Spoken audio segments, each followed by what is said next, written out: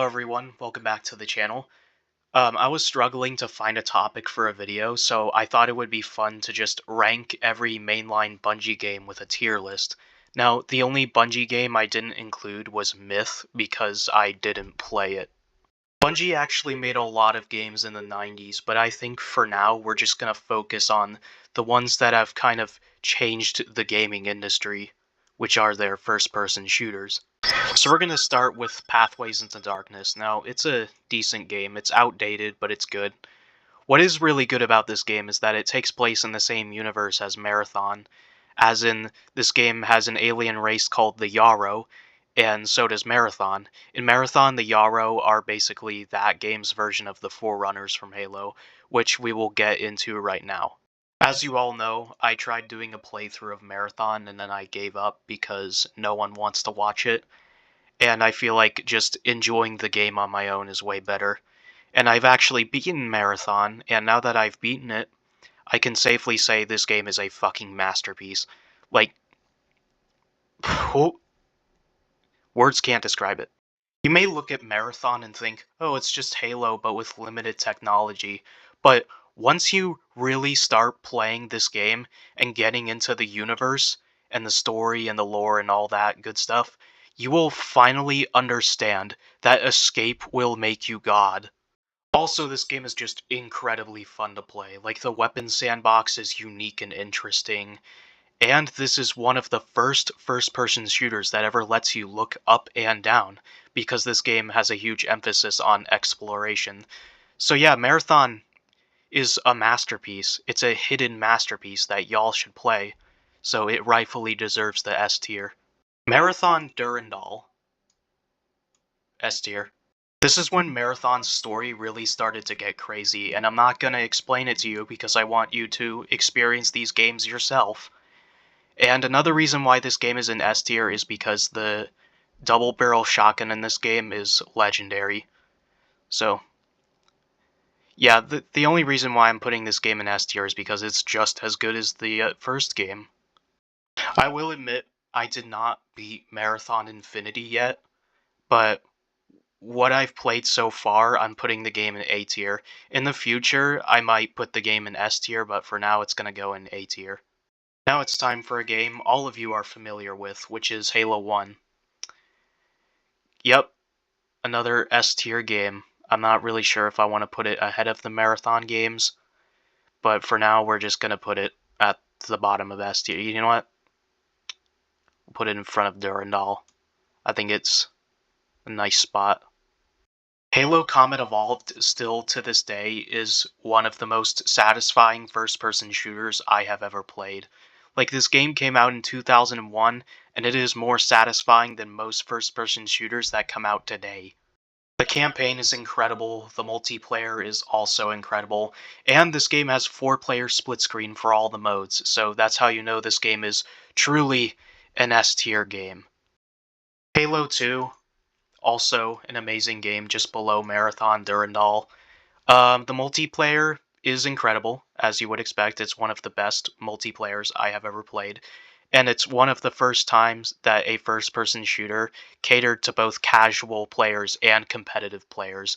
But the campaign, on the other hand, is kind of hit or miss. Like, on the one hand, the difficulty is fucking atrocious.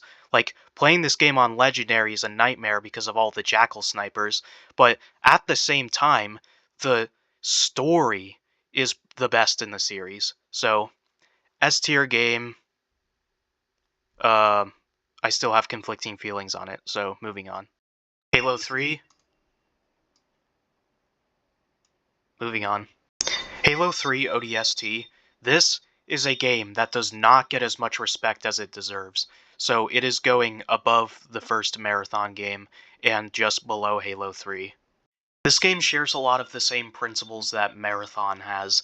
Halo is a very action-oriented game with explosions everywhere, just like I said before, but Halo 3 ODST, just like Marathon, is a very atmospheric game.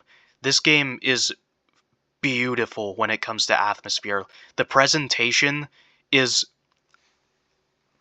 chef's kiss. Even the soundtrack Halo 3 ODST has my favorite video game soundtrack of all time, so this game is definitely S tier.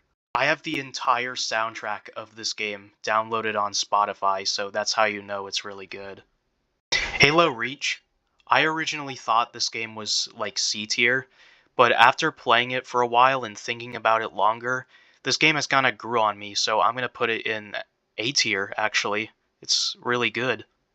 The reason why I originally thought this game was mediocre was because this game caused a lot of the problems for Halo moving forward, like sprint and Spartan abilities.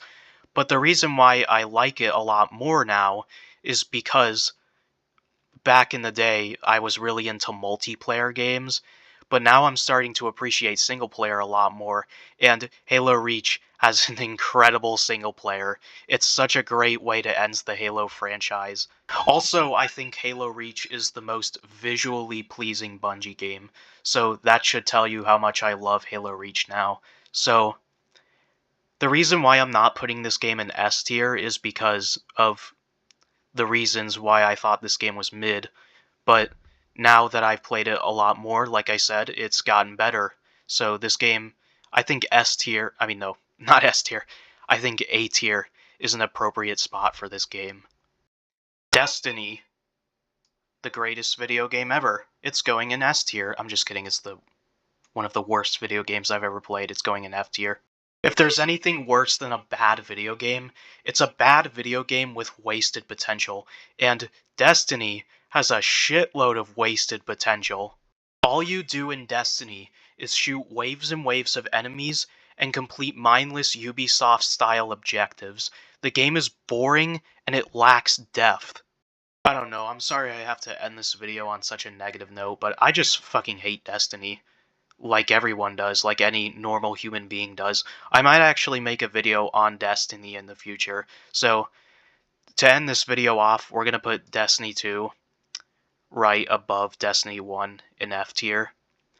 This game is literally the exact same as the first game with very slight improvements to the storytelling. Like in the first game, it's just cutscenes of people just standing there and talking, but in this game you actually have stuff that happens in the cutscenes, which isn't really a positive. So yeah, Destiny's fucking awful. So yeah, that's my tier list. If you disagree with any of these placements, then get out. And like, subscribe, all that good stuff, and I will see you all when I find an interesting topic to talk about next time. Maybe Destiny or Marathon, I don't know. More Bungie related topics.